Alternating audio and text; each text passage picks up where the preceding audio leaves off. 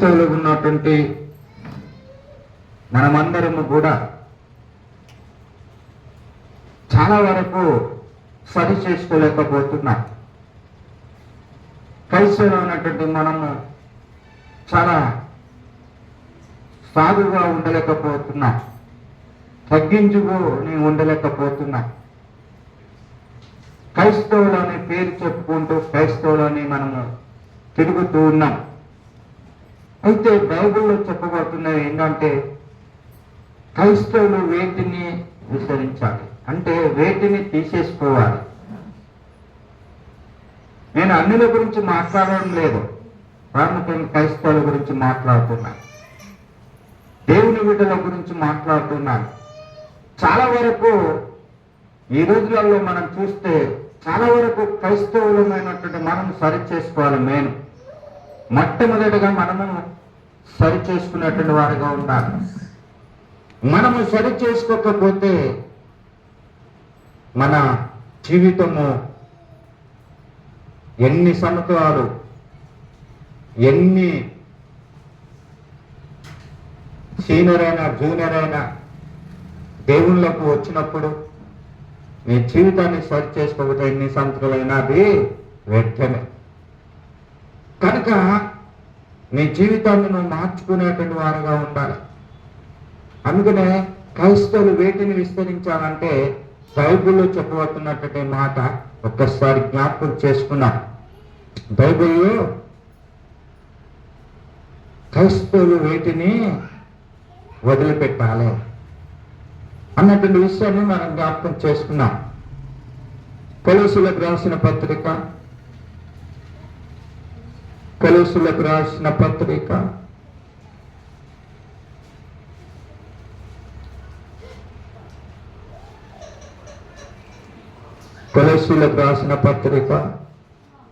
3వ అధ్యాయము 8వ వచనం చదువుకున్నాం.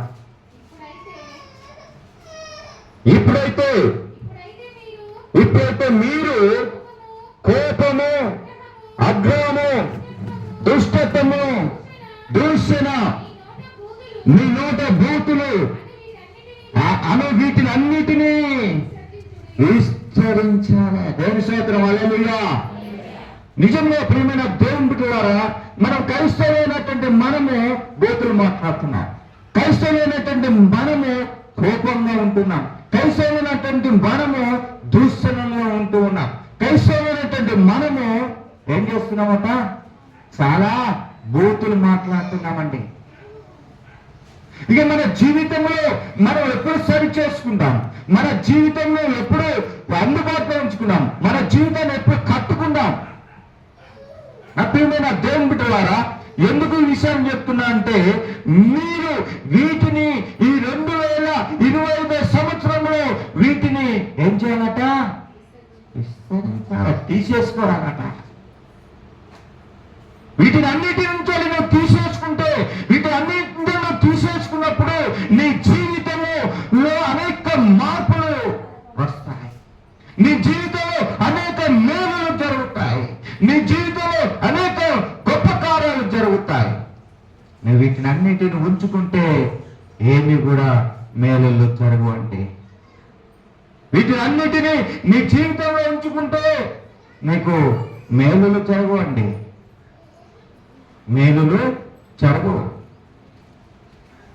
మొట్టమొదటి మనం ఏం చేస్తున్నామంటే మీరు కోపంగా ఉండకూడదు. మనం క్రైస్తవులు మనం కోపంగా ఉంటూ ఉన్నాం, చాలా వరకు ఆగ్రహంతో ఉంటున్నాం, చాలా వరకు దుష్టత్వంతో ఉంటున్నాం, చాలా వరకు దూషణలతో ఉంటున్నాం, చాలా వరకు మీ నోట బూతులు మాట్లాడుతున్నాం. ఆ ప్రియమైన దేవుని బిడ్డ, నేను చెప్పడం లేదు, బైబిల్లో ఉన్నటువంటి మాటలు, దేవుని వాక్యాన్ని దేవుని వాక్యం చెప్తుంది. ఆ వాక్యానుసారంగా మనం వీటిని అన్నిటినీ ఏం చేసుకోవాలట, తీసేసుకోవాలండి. మనలో ఉంటే ఈ 2025 సంవత్సరంలో ఉంటే మనలో నుండి వాటిని ఏం చేసుకోవాలట, తీసేసుకోవాలి.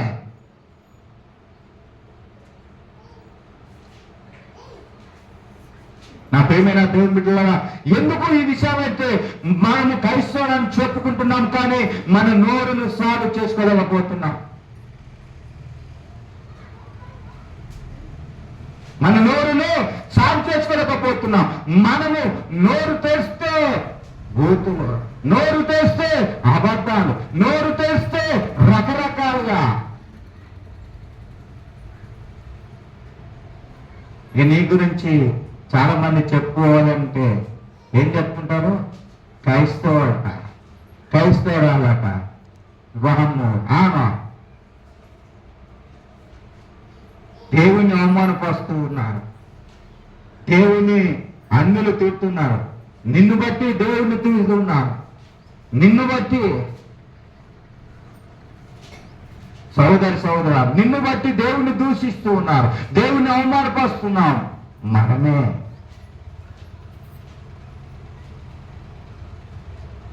మనము ఆ కోపము తీసేసుకుంటే, ఆ యొక్క కోపము తీసేసుకుంటే, ఆ బూతులు మాట్లాడుకుంటుంటే, ఆ యొక్క ఆగ్రహం రాకుంటుండే, దుష్టత్వం నుండి మనం దూరంగా ఉంటే,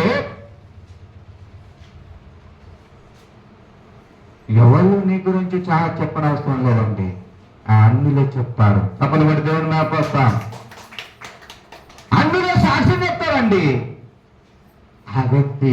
ఆ వ్యక్తురాలు ఈ విధంగా ఉందండి.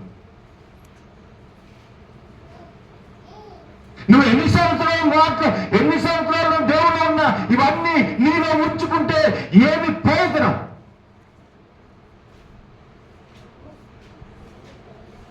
ఇవన్నిటిని నీలో ఉంచుకొని, నీ హృదయంలో ఉంచుకొని నువ్వు ఎన్నిసార్లు చర్చికి వస్తే లాభమే ఉంది?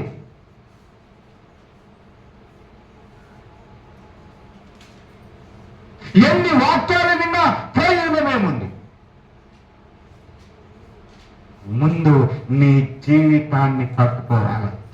నీ జీవితంలో ఉన్నటువంటి విషయాల్ని నువ్వు జ్ఞాపకం చేసుకోవాలి. నీ జీవితంలో ఉన్నటువంటి ఆ కోపము తొలగించుకోవాలి. నీ జీవితంలో ఉన్నటువంటి ఆ బూతులు తీసేసుకోవాలి. నీ జీవితంలో ఉన్నటువంటి అవన్నీ దుష్టత్వములు తీసేసుకోవాలి. నీ జీవితంలో ఉన్నటువంటి ఆగ్రహములు తీసేసుకోవాలి. నీ జీవితంలో ఉన్నటువంటి దూషణలు నీలో నుండి తీసేసుకోవాలి.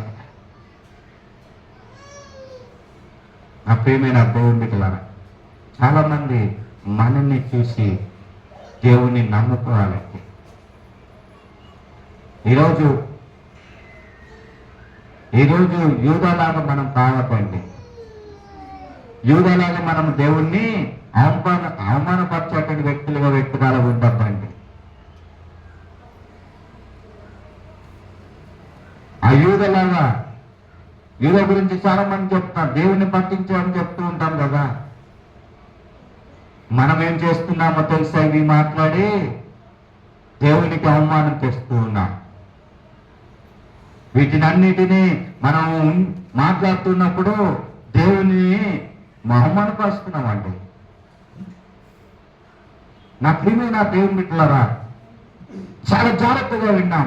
మనం ఇవన్నిటిని మనం వదిలిపెట్టి చేస్తున్నాం.